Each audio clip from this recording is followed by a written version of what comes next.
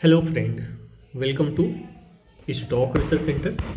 आज हम फिर से एक बार जियो फाइनेंस सर्विस को यहाँ पे डिस्कस करने जा रहे हैं।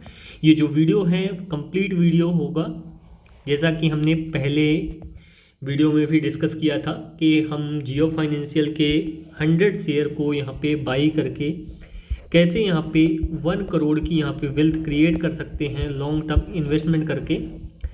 और यहाँ पे आज की डेट में अगर जियो फाइनेंशियल के 100 शेयर को भी यहाँ पे बाई किया जाए तो जो टोटल कैपिटल लगेगी वो यहाँ पे 25,000 के आसपास यहाँ पे कैपिटल लगेगी। वहाँ से 1 करोड़ का यहाँ पे जो सफ़र है वो यहाँ पे हम बात करेंगे कि कैसे यहाँ पे अचीव होगा।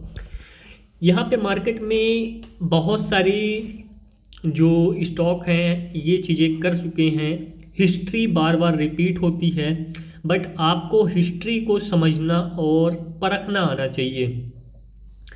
हमने बहुत बार बताया कि अब मार्केट में अपॉर्चुनिटी रहती है, बट यहाँ पे लोग उस बात को इग्नोर करके यहाँ पे चले जाते हैं।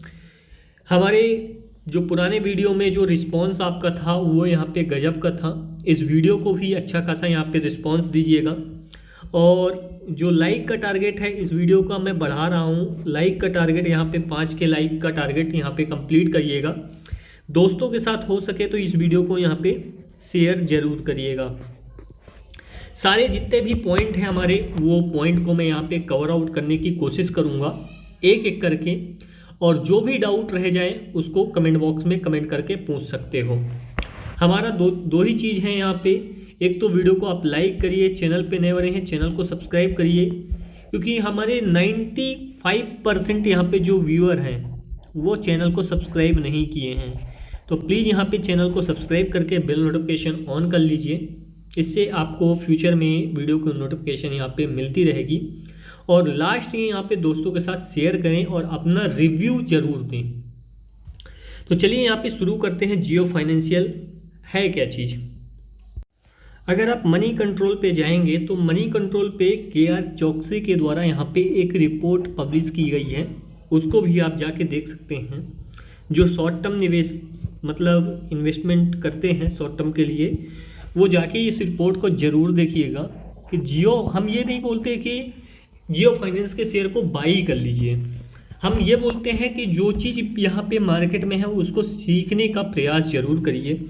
सबसे पहले यहाँ पे देख लेते हैं जियो फाइनेंस सर्विस है किस किस फील्ड में, ठीक है। उसके बाद सारी चीज़ें यहाँ पे, सारी डाटा यहाँ पे हम डिस्कस करेंगे।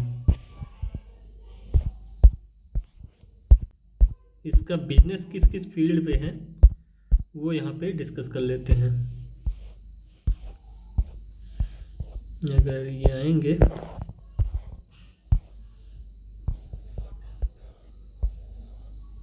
बोर्ड ऑफ डायरेक्टर हैं यहाँ पे, मैनेजमेंट, इन्वेस्टमेंट,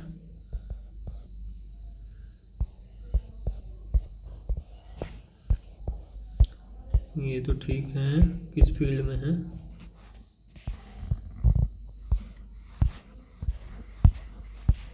थोड़ा ऊपर जाना पड़ेगा।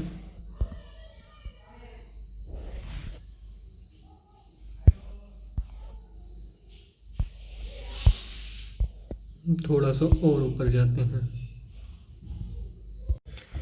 अब यहाँ पे आपको देखने को मिलेगा कि जियो फाइनेंस सर्विस किस किस फील्ड में काम कर रहा है। अगर आप देखेंगे तो ये जो जियो फाइनेंस है, जियो फाइनेंशियल सर्विस लिमिटेड है। पहला यहाँ पे जियो फाइनेंस लिमिटेड है, JFL है, इस पे इन्वॉल्व है, डायरेक्टली यहाँ पे इन्वॉल्व है। और इसके बाद इसका जो दूसरा यहाँ पे सब ब्रांच है जिसको बोल सकते हैं जियो फाइनेंशियल ब्रोकिंग लिमिटेड, यानी ये ब्रोकिंग इंडस्ट्री में भी आ रहा है। और तीसरा जो है यहाँ पे जियो पेमेंट बैंक, यानी ये बैंकिंग सेक्टर में भी आ रहा है। जियो पेमेंट सॉल्यूशन लिमिटेड, मान लेते हैं कि ये बैंकिंग के अंडर ही है यहाँ पे। Retail Reliance industry investment holding limited, ये इनका मान लो कि स्टेक होगा यहाँ पे रिलायंस इंडस्ट्री में। और लास्ट है यहाँ पे प्रपोज्ड AMC बिजनेस। जो म्यूचुअल फंड का यहाँ पे बिजनेस है उस पे भी ये उतर के आए हैं। और ये जो जॉइंट वेंचर है किसके साथ किए हैं, ब्लैक रॉक के साथ यहाँ पे जॉइंट वेंचर किए हैं। इनका ये न्यू बिजनेस है, बाकी के जो बिजनेस थे यहाँ पे ऑलरेडी यहाँ पे है।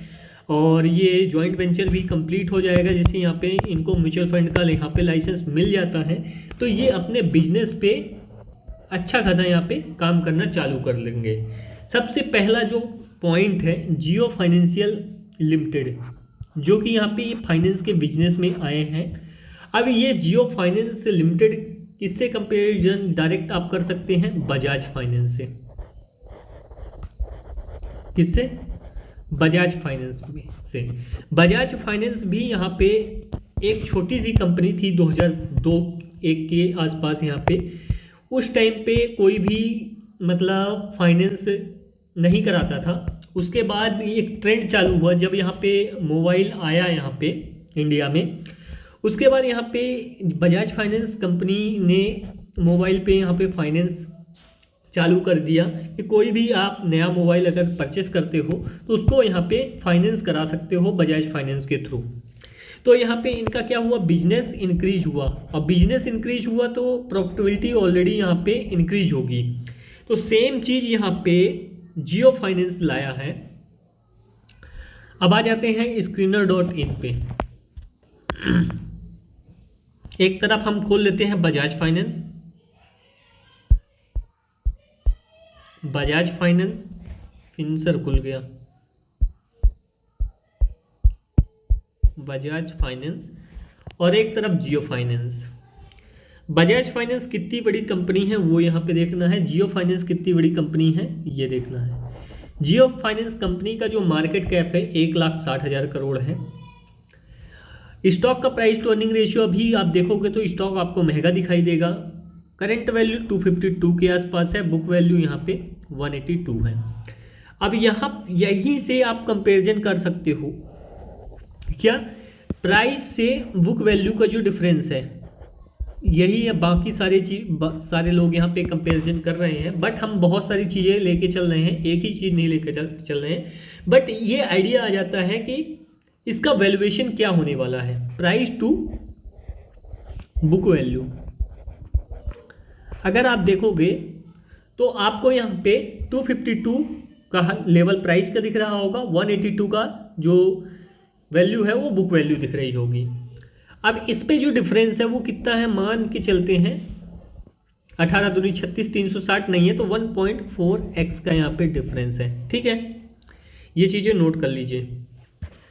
स्टॉक का जो इंडस्ट्री का प्राइस टू अर्निंग रेशियो है यहाँ पे 21 है, अभी ये मैटर नहीं करता। स्टॉक ने लो बनाया था 203 का, हाईएस्ट 278 का, इतनी चीज़ नोट कर लो। अब यहाँ पे आ जाते हैं बजाज फाइनेंस में। बजाज फाइनेंस में यही चीज़ क्या है, मार्केट कैप देख लो। मार्केट कैप यहाँ पे 4,74,000 करोड़ का है। जियो फाइनेंस के केस में 1,60,000 करोड़ का था। करंट प्राइस जो है यहाँ पे वो देख सकते हो 7670 रुपये है। बुक वैल्यू यहाँ पे 988 है। अब बुक वैल्यू से यहाँ पे कंपेरिजन करोगे तो कितने टाइम्स का यहाँ पे डिफरेंस है। अगर इसको बुक वैल्यू को 1000 भी कंसीडर करो तो 7.6x यहाँ पे प्राइस टू बुक वैल्यू का यहाँ पे डिफरेंस है। ठीक है, हाई की अगर हम बात नहीं करते, छोड़ देते हैं। स्टॉक का प्राइस टू अर्निंग रेशियो इसका ठीक ठाक है, कम आपको सस्ता दिखाई दे रहा होगा। बट कंपनी के ऊपर कर्जा कितना है, 2,56,000 करोड़ का। कंपनी कर्जा लेके ही काम कर रही है, ऐसा नहीं कि कंपनी अपने पैसे से काम कर रही है। कंपनी के पास उतना ज़्यादा पैसा नहीं है जितना कि जियो फाइनेंशियल के पास है। ठीक है, कर्जा लेके ही काम कर रही है तो कर्जा में इंटरेस्ट भी देना पड़ेगा। ठीक है, अब आ जाते हैं दूसरा कंपैरिजन। यहाँ पे अगर आप देखोगे, रिजल्ट छोड़ देते हैं, अभी तो ये लिस्ट हुआ है तो रिजल्ट तो अभी मतलब उतने शानदार नहीं होंगे जितने बजाज फाइनेंस के होंगे। बैलेंस शीट की कंपैरिजन कर लेते हैं। बैलेंस शीट किसकी स्ट्रॉन्ग है, ठीक है, इसका भी हम बैलेंस शीट ओपन कर लेते हैं। शेयर होल्डिंग के पहले आएगा बैलेंस शीट।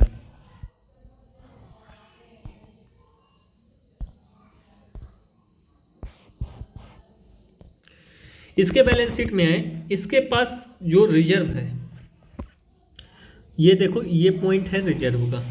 रिजर्व कितना है? 1,09,278 करोड़, यानी कि खुद का पैसा है इसके पास। इक्विटी कैपिटल यहाँ पे कितना है? 6,353 करोड़ का। ठीक है, कितना है? 6,353 करोड़ का यहाँ पे इक्विटी में पैसा, इक्विटी कैपिटल में, मतलब ये बिजनेस को फैलाए होंगे, उसमें जो लगा होगा पैसा, उसमें 6,353 करोड़ लग गया है। बट इनका पैसा वेस्ट नहीं हुआ है, अभी काम उस पर चालू है।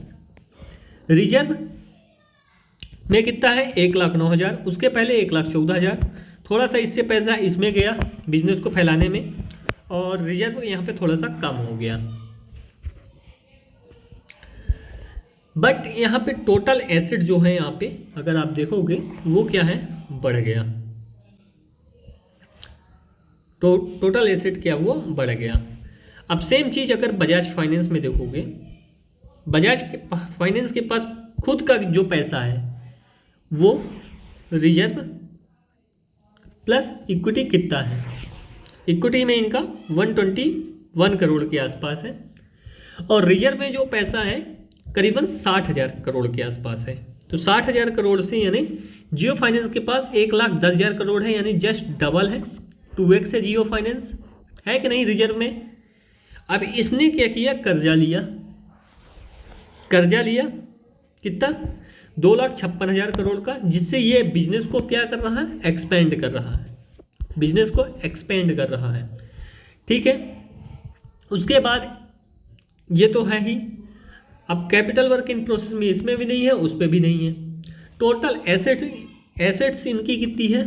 अगर टोटल एसेट्स देखोगे तो आपको ज़्यादा देखने को मिलेगी, क्योंकि ये बोरोइंग बहुत ज़्यादा लिए हैं, अपने पैसे से 5 टाइम्स बोरोइंग लिए हैं। और अगर इनकी फिक्स एसेट्स देखोगे तो 2,686 करोड़ है।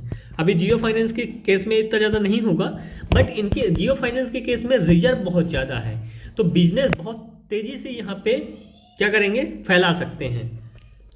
इनके पास रिजर्व ज़्यादा है तो ये बिजनेस को बहुत तेज़ी से क्या कर सकते हैं? फैला सकते हैं। माना कि बजाज फाइनेंस की जैसे अभी जैसी ग्रोथ हो रही बजाज फाइनेंस में, वैसे नहीं होगी, थोड़ा स्लो होगी।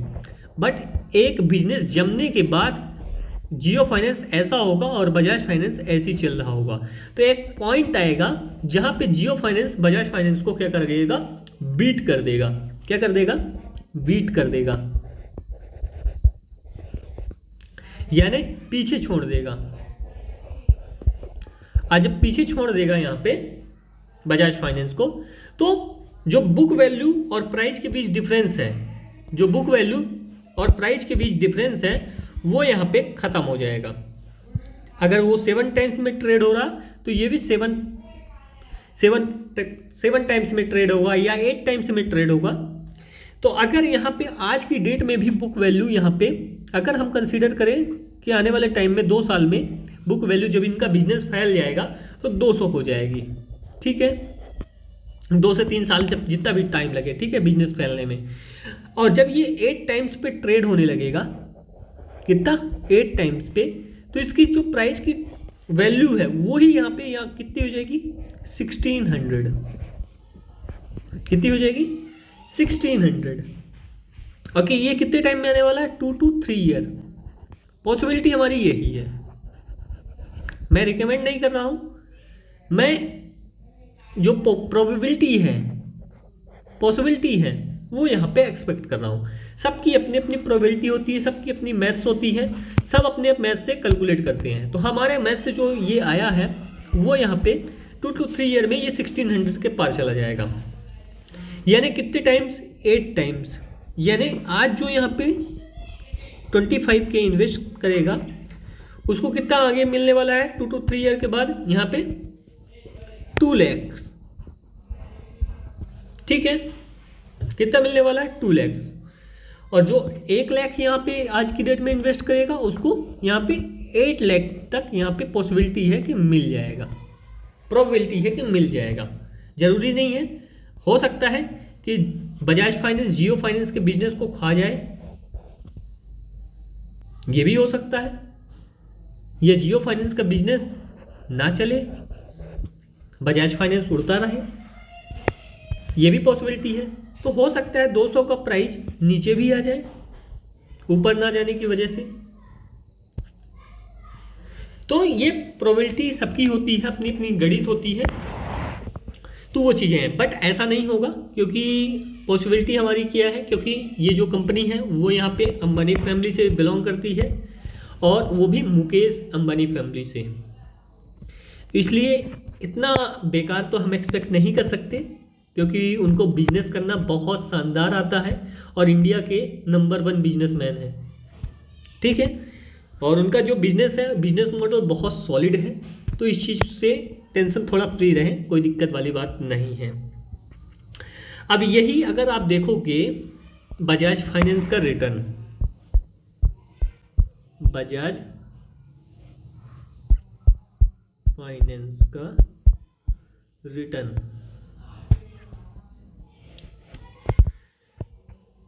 हम लगा लेते हैं ऑल टाइम का चार्ट, मैक्सिमम टाइम का चार्ट, कितने साल हुआ है पहले ये भी ट्रैक कर लेते हैं। 2002 में 5 रुपए का था, ये देखो 2002, ये 2001 ले लो, ठीक है। अभी क्या चल रहा है 2024, कितने साल हो गया, करीबन 23 साल। 23 साल में बजाज फाइनेंस ने क्या रिटर्न दिया है वो यहाँ से देख सकते हो। डिविडेंड दिया है, डिविडेंड इंक्लूड नहीं है, मैं यहाँ बताऊँ डिविडेंड इंक्लूड नहीं है। वो स्प्लिट भी दिया होगा, वो भी मेरे को नहीं पता, स्प्लिट तो इंक्लूड हो जाता है बट डिविडेंड इंक्लूड नहीं होता है, ठीक है। कितने टाइम्स का रिटर्न दिया है, अगर ये 2 डिजिट पॉइंट के बाद 2 डिजिट छोड़ दिया जाए तो ये टाइम्स रिटर्न हो जाता है। 100 मतलब 100 अगर है तो यानी 100% का रिटर्न दिया है, और 100 के बाद यानी ये जो अगर 1 आता है तो इतने गुना कैपिटल को किया है। अगर 200 आता है, 200% है, तो यानी कैपिटल को 2 टाइम्स किया है, सॉरी 3 टाइम्स किया है। 1 लाख को 3 लाख बनाया है, और 100% यानी 1 लाख को 2 लाख बनाया है, ठीक है। इसको बैक कर लेते हैं, ठीक है, इतनी चीज है। अब इसने कितने टाइम्स किया है ये देख लेते हैं, 1335 टाइम्स। कितना, 1335 गुना, यानी उस टाइम पे जो 1 लाख यहाँ पे इन्वेस्ट किया था बजाज फाइनेंस में, तो उसको यहाँ पे कितना मिला, 1335 लाख, ठीक है, यानी 13 करोड़ 35 लाख। समझ में आई। अगर हम सीआर में बात करें तो कितना, 1 लाख का और ऐड होगा इस पर, तो वो मैं ऐड नहीं किया हूँ, डायरेक्ट ऐसे ही हम इसको डायरेक्ट कर दिए हैं। तो 13 करोड़ 35 लाख यहाँ पे उसको मिला है। कितना, 1 लाख इन्वेस्ट करने में। तो क्या यहाँ पे जियो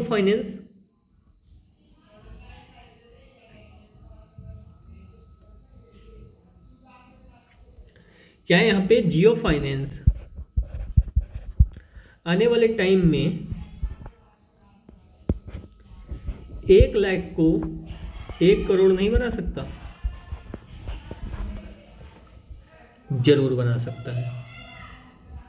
पॉसिबिलिटी क्या है, 100%, मतलब 100 तो वही पॉसिबिलिटी मेरी क्या है बना सकता है 1 लाख को 1 करोड़। और अगर इसके बाद ये 5 साल में डबल भी कर देता है, तो यहाँ पे अगर ना बात करें इसका, हम क्या करते हैं 5 टाइम्स कर देते हैं, 4 टाइम्स कर देते हैं, तो भी यहाँ पे 4 3 12 3 करोड़ के आसपास हो जाता है। यानी 25K हम यहाँ पे अगर इन्वेस्टमेंट करते हैं तब भी पॉसिबिलिटी है कि यहाँ पे 3 करोड़ के आसपास अगर सेम रिटर्न देता है जियो फाइनेंस तो भी पॉसिबिलिटी है यहाँ पे कि ये रिटर्न जो है बन सकता है। तो जिन लोगों को वीडियो समझ में आया हो वीडियो को लाइक ज़रूर करें, चैनल पे नए बने चैनल को सब्सक्राइब करें, साथ ही जो बेल नोटिफिकेशन है उसको ऑन कर लें। अब लास्ट मोमेंट जो है यहाँ पे वो मैं दिखाने वाला हूँ, हमने कितना इन्वेस्ट किया है। हमारा टेम्परेरी भी हो सकता है और परमानेंट। ये देख सकते हो हमारा पोर्टफोलियो है, हमने एक ही स्टॉक को पकड़ के रखा है। कितना पकड़ के रखा है? 789 शेयर, करीबन 2 लाख के आसपास शेयर यहाँ पे के पकड़ के रखे हैं। और इसमें क्या पॉसिबिलिटी है, हम किस लेवल पे रुकेंगे?